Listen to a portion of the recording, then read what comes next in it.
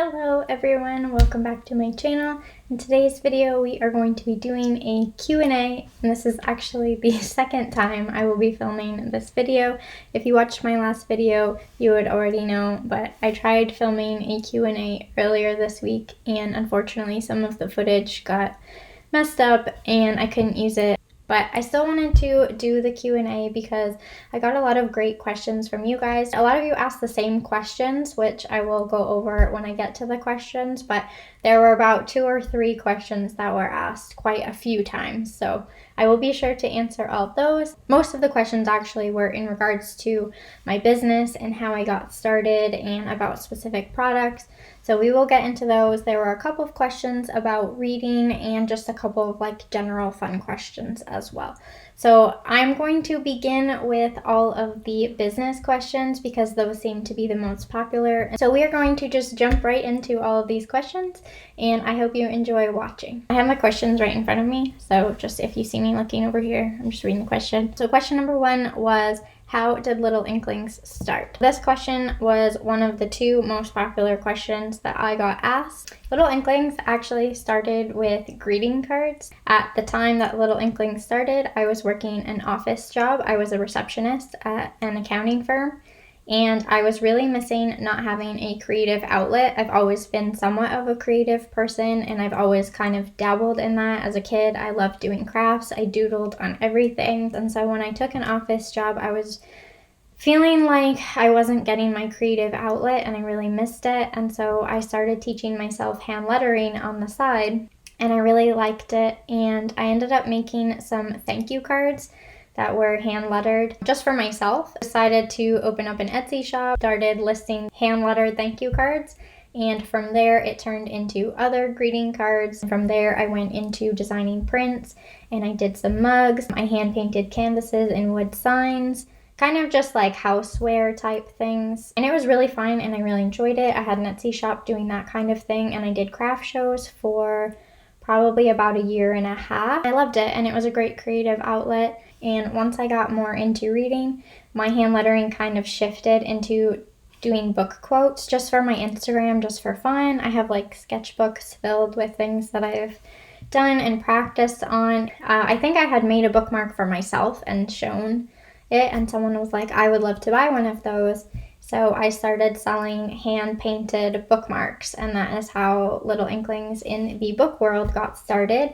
So I did that for a long time, and from there I've dabbled in a couple of different products. I did candles for a little while, but ultimately decided I liked making candles just for fun and I didn't want to pursue that as a business. So I did bookmarks, and then from the hand-painted bookmarks I went into printed bookmark, and then I did prints and mugs. I had a Society 6 store for a little while. It kind of just went from there. Once I found the bookish side of hand lettering, I never looked back because I was combining 2 of my passions, which was creating things and books. I felt like this was the right path for me to be on, and I just was getting a lot of joy out of it. It was a lot of work and a lot of trial and error, finding out what I liked and didn't like and what worked and what didn't work, and I'm still figuring that out today. I've been doing this for a few years now, and I still get nervous every time I have a new product launch, but I absolutely love that I have combined 2 of my favorite things into my career. So that is how Little Inklings got started, which actually moves into the second question that was most frequently asked, which was, how did I get started creating the planners? So if you are unaware, I have a bookish planner. Actually, I kind of have 2.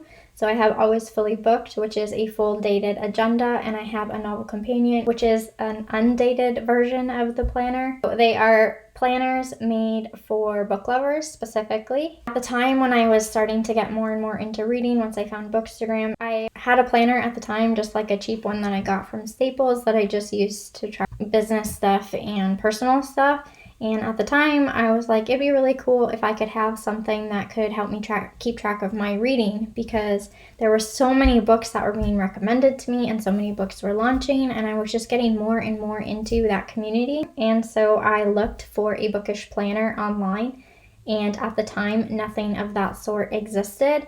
So I thought I would just create it myself, and so I did. I really liked the idea of a bullet journal, but I didn't have time to consistently sit down and fill it all in and like create layouts kind of on the fly. And so I was like, it'd be really cool if I put all the work in at once that kind of looked and felt like a bullet journal, but had a little bit more form to it, that all I have to do is fill it in. And so that was the idea behind the planner, is that I wanted it to be a really creative book and not a standard planner, but something that was made just for book lovers. It was something that I knew I wanted in my life, but I had no idea that other people would want it. I've been doing these bookish planners this will be my 4th year, and I absolutely love it, and I've learned so much.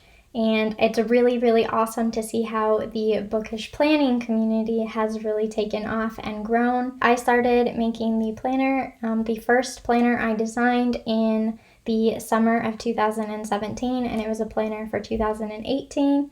And I had absolutely no idea that anyone would ever want these planners, so the smallest little batch available. And I couldn't find a company that would do the tabs. I hand taped every single tab on every single planner I sold, and you guys like completely surprised me with how well they did, and the demand in the first year alone was incredible. I am very thankful for you guys and how much you seem to love the planners. That's kind of how I got started with the planners. To summarize, I wanted something to keep track of my reading life for myself, and at the time it didn't exist, so I decided to create it. Moving on to the next popular question, which was, will there be a pre-order for next year? I got my first planner this year and don't want to miss out. Every year I typically do a pre-order. I do in October. That's usually when the pre-order launches, and the pre-orders are usually open for about a week, and then they ship near the end of November. This year we are going to be trying to do something a little bit differently. So one of the feedbacks that we got was that they didn't like the wait time in between pre-ordering and when your planner is shipped, which is typically about 6 to 8 weeks depending on the printer. So this year we're going to try and do something a little bit differently. We are going to not have a pre-order. We are going to order a very large batch ahead of time of the planners, and they will go on sale in October, and they will start shipping about 2 weeks later to try and eliminate that wait time. This does mean that once all of the planners are sold out, they are gone, but we are going to be ordering way more planners this year than we ordered for the 2020 planner. Every year we increase how many we offer, and we offer as many as we possibly can get out. This is a very small company. It's just me. Planner season, I do typically have a little bit of help. My husband tends to help around that time, so I don't have to pack that many planners myself. But most of the time it's just me, and I do the best that I can with the resources that I have. To answer your question, this year we are trying something different. There won't be a pre-order, and the planners will go on sale in October. And just a quick note about that, I've had a lot of people ask about the planners. And late summer, early fall is when all of the planner stuff will go on sale. I'll have sneak peeks. The best places to stay informed to make sure you don't miss out is my Instagram and my YouTube, both of which you can have notifications turned on so you make sure you don't miss anything about it. I try and give lots and lots of notice as to when the planners will go on sale. So no pre-order this year. We are trying something a little bit different. Moving on to the next question. Do you have a job outside of Little Inklings? No, I do not. So the company that I was working for when I was a receptionist, that company actually closed down, and when they closed down, I started Little Inklings. I have been doing it ever since then. Similar question, actually. The next one is, was this always the career plan? If not, what was? This was not the career plan at all. As I kind of stated when I was talking about how Little Inklings got started, it kind of started on a whim when I taught myself hand lettering. I have dabbled with a lot of career plans. There was a long time where I didn't know what I wanted to do. For a while, I thought I would be a social worker. I've also dabbled with having a photography career. I did actually own a cake business for a long time. I went to culinary school, started my own cake business. I did that for a little while. I will show you some of the cakes that I have made in the past. It is something that I am passionate about, but I have realized that just because you are passionate about something doesn't mean it needs to be be your career. Sometimes it can just be a hobby. And sometimes if you make it your career, it can kind of ruin the passion if you're not careful. And that unfortunately is what happened to me with my cake business. I still love making cakes for family and friends, but I'm very happy to not be doing it as a career. I did not get any sort of joy out of having it as a career. It did teach me a lot, and I'm really, really glad. I don't regret it at all because I learned a lot about myself in that process and a lot about what I liked, and it actually is a stepping stone of how I got to Little Inklings because I realized I loved the design side of the cake process. I have dabbled in quite a few things. As I said, I was also a receptionist for a little bit, and now I run Little Inklings, and this is now my career, and I'm very happy where I am. Next question is, when do you think you'll be releasing new stickers? I've been meaning to come out with new stickers and restock stickers for a little while now, but I'm actually coming out with brand new sticker designs. I think currently I have 12 brand new sticker sheets, and so it has taken me quite a while to get all of them designed. It took a little bit longer than I anticipated, but they are all now finished. The designs are done. I just have to get them ready for my printer, which typically takes me a few days, and from there I will send them to my printer, and then as soon as I get them back, they will go on sale. So very, very soon, if you want to stay up to date on when the new stickers are coming, be sure to follow my Instagram. I will also be doing another YouTube video when they're ready and showing them all off and explaining how I came up with them and showing a little bit of behind the scenes on how I designed them. I'm really, really, really excited for all of them. I have new fitness ones. I have like an adventure set, I have tea set, coffee set, audiobooks, currently reading some blank books. There are a whole bunch of new stickers coming, and I also updated an old one. They are coming very soon, sometime in March, but as I said, Instagram, and I will make a YouTube video as soon as they are ready. Next question, what has been your favorite part about owning and working at Little Inklings? I have a lot of favorite parts about owning Little Inklings. One of them is that I'm able to work from home and set my own schedule.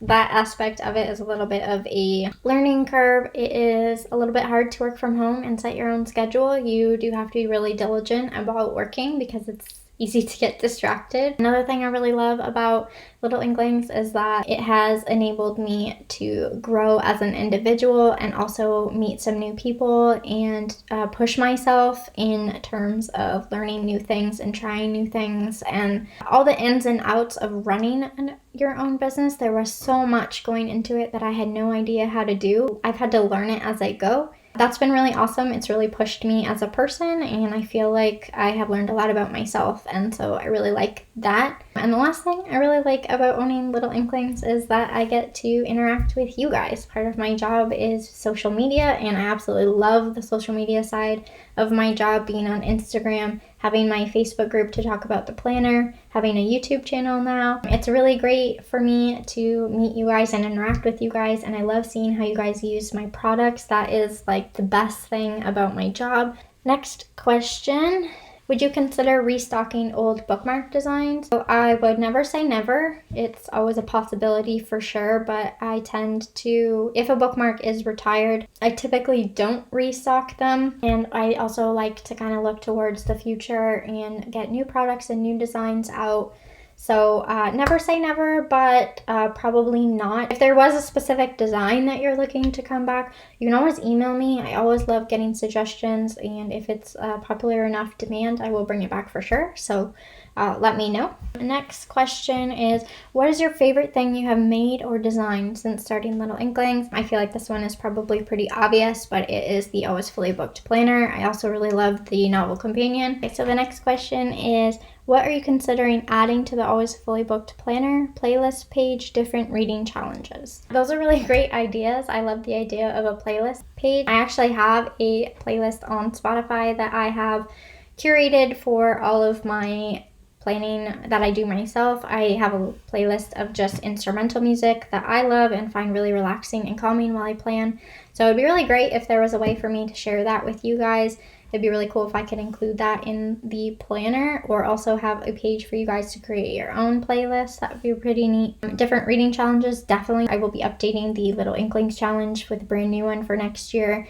And if there are any other reading challenges you guys would love to see, let me know. That is one thing that I like to do every year. I ask for your feedback before I create the next year's planner. And sometimes you guys have some amazing ideas and I always try and put them in the planner. When I use my planner, I make notes of things that I want to change and update. So there are a couple of tweaks to certain pages on the reading challenges page that was mentioned.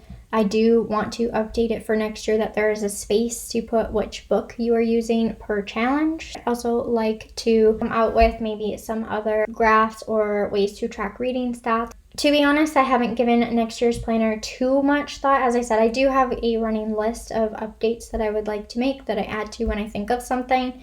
But I like to take the first month or two off of designing the planner to give my mind a break and refresh, and that way when I jump into it, I have fresh eyes. But I do always love to get your ideas and suggestions, so if you have anything you want added in the next year's planner, leave a comment down below and let me know. You can also always email me. You can DM me on Instagram.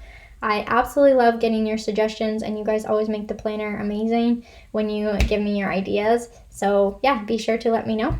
That sums it up for all of the business questions.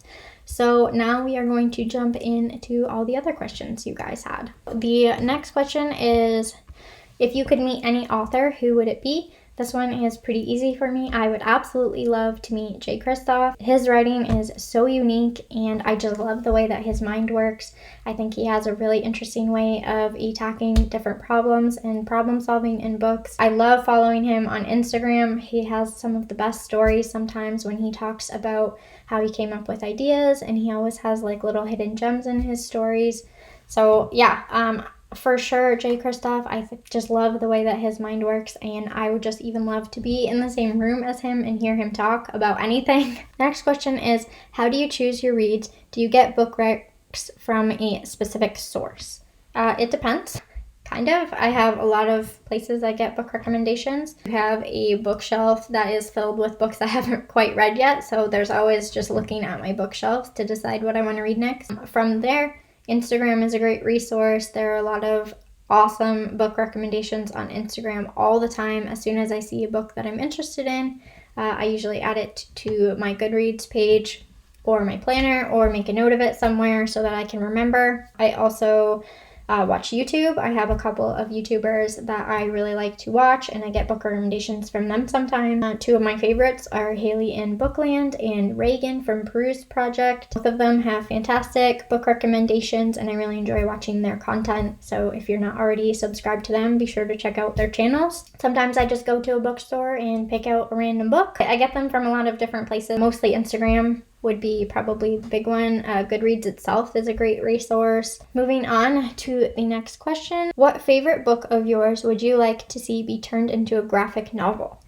That's a really, really good question. I like that one. Off the top of my head, I would say maybe Lifelike by Jay Kristoff. I think that book would be visually stunning just because of the setting of the book. It's kind of in this like wasteland, desert, post-apocalyptic world. Also, the characters are really dynamic and really cool, so I think that would be fun. Not to mention the story is really, really action-packed, so that would make a great graphic novel. Also, Illuminae, that would be really, really cool to see. Next question is, what's your favorite plant? So if you don't know, I am a bit of a plant lover. I have a very large collection of plants in my home. I do have a plant tour video if you want to check that out. I will link it above. I'm not sure if this question means favorite plant like in general or favorite plant that I own. So I'll answer both. My favorite plant that I own would be Tony my pothos, which lives above a closet in my house and is very large and overflows over the closet, and I absolutely love it. My other favorite plant is my avocado that my husband and I started from a pit, just from a random avocado. That's Ava, and we have had her for about 1.5 years now, and she's getting quite large, and I absolutely love her. In general, my favorite plants, I really like birds of paradise plants, and I really like fiddle leaf figs. Next question, how do you get so much planner work and reading done? It probably looks like I do because whenever I post, that's the content I'm posting. So I'm posting reading and planning. You guys aren't seeing the time that I'm not doing those things. It is probably a bit of an illusion that I get so much done. The other side of that is both reading and planning do play a role in my job. Not to mention, I enjoy both. Both are two things I am very passionate about, and when I'm passionate about something, I feel like you will put the time in. Obviously, that's not always possible. So, for example, I haven't picked up a book in about 3 or 4 days now because I've just been really busy doing other things. The gist of it is I believe that if something is important to you, you will make the time for it, and I try and do that as best as I can. Obviously, life happens and I can't always get to it, but I do try and make time. I usually do a bit of my planning when I have coffee in the morning. I'll sit down and I'll do a little bit of planning for 5 or 10 minutes a day just to kind of catch up and get organized. I like to make to-do lists in the morning so I know what I have to accomplish that day. So in that regard, I just kind of squeeze it in while I'm doing something else. Audiobooks are great if you are finding you don't have time to read. I listen to audiobooks while I'm designing new products. I also sometimes listen to audiobooks while I'm working out. I think you can find the time if you look for it. At the beginning of every month and the end of every month, I do spend a little bit more time on my planner catching up and getting things set up for the previous month. And then sometimes on a Saturday when I have extra time, or a Sunday, I like to do a bit of self-care, and that's when I do some of the funner planning things like coloring and doing some of the bigger aspects. As I said, I think it sometimes can be a bit of an illusion because that's all you're seeing from me, but I do do other things, and there are days when I don't get to plan or read. I don't really know what to tell you. I try and make the time because they're two things that I love. Next question is, what color is your go-to pen or marker? I don't really have a go-to because my whole planner is color-coded. I am a pretty big organization freak, and so in my planner, everything that I write is color-coded, and so I don't have a typical color that I go to. If I am like shopping for new pens, I'm always drawn more towards blues. So I guess maybe that would answer your question. I guess blues, maybe some pinks. I do really like turquoise as well. So those would be the colors I would be drawn to. I use black a lot in my planner, so that one as well. The next question is, if you could only ever read one book again in your whole life, not a series, what would it be? Who would ask such a question? How dare you? This is so hard. One book. I don't know if I could do that. I don't know if I could pick just one book for the rest of my life. Maybe A Court of Mist and Fury, because I feel like I've reread it the most out of every book I own. So I guess maybe that one. Is there a bind up of all of the Harry Potter books in one? Because if there's a bind up of all the Harry Potter books, I picked that one. But I can't imagine how heavy that book would be. It'd be so many pages. I don't think that exists, but if it does, I guess I would pick that one. Next question is favorite pizza topping. That's the fun question. You guys are probably gonna judge me so hard. My favorite pizza topping is pineapple. I know so many people don't believe pineapple belongs on a pizza, but I do, and I love it. My typical pizza is a cheese pizza or a margarita pizza. I don't like a whole lot of toppings on my pizza, but I do love pineapple on pizza, so sorry about that. Next question is, how old is Eddie and how long have you had him? So Eddie is my dog. He's a German Shepherd. He is currently 5. He just turned 5 actually. We have had him since he was 8 weeks old. A little backstory, I grew up with dogs my entire life, and as soon as we got married, I wanted a dog right away, but we lived in an apartment and we were both in school at the time, so it just didn't work out. But as soon as we bought our own house, I kept bugging and bugging my husband to get a dog,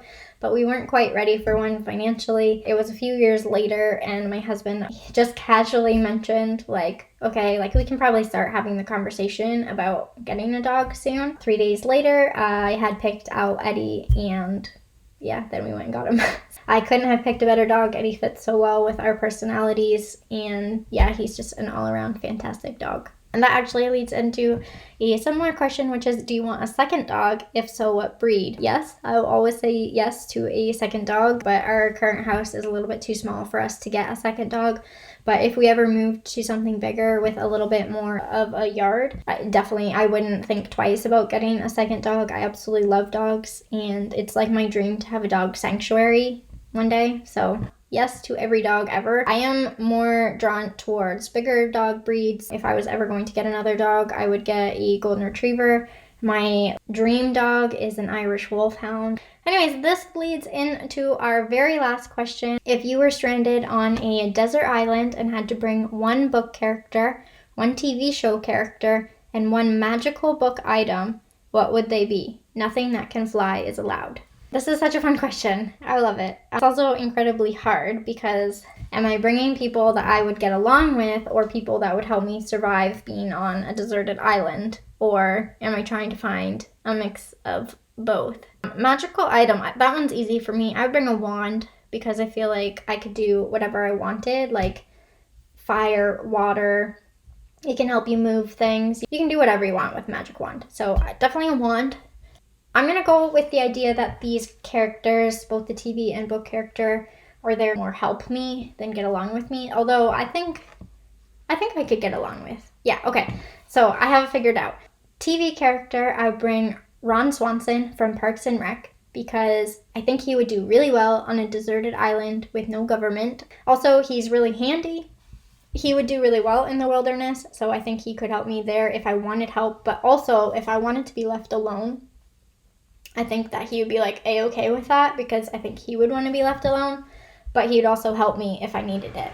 Book character, I'm going to go with Katniss from the Hunger Games because I think she would get along well with Ron with their whole anti-government thing, but also she is really adaptable and can survive in a lot of different scenarios. She was really, really resourceful, so she would be a good addition. I think we would all get along. Well, I might have to hide the magic wand from Ron because he would think it's cheating, but I could do it. I'd love to know your answer to this question, so leave me a comment down below and let me know. If you were stranded on a desert island, what is one book character, one TV show character, and one magical book item that you would bring with you, and nothing that can fly is allowed? Let me know in the comments below what your answer is. Anyways, that is all of the questions. I hope you enjoyed this Q&A. I really enjoyed making this video, and I hope you enjoyed watching. If you did enjoy it, please give it a thumbs up, and if you're not already, I would love if you would subscribe to my channel. As I mentioned, this is one of the best places to stay informed, as well as my Instagram, so go give me a follow there. If you're not already and you want to be notified when new products launch, or you want info on the planner later this summer, or if you just want to keep track of what's going on at Little Inklings, because there's always new stuff happening. So make sure you subscribe and give me a follow on Instagram. Thank you so much for watching, and I will see you in my next video.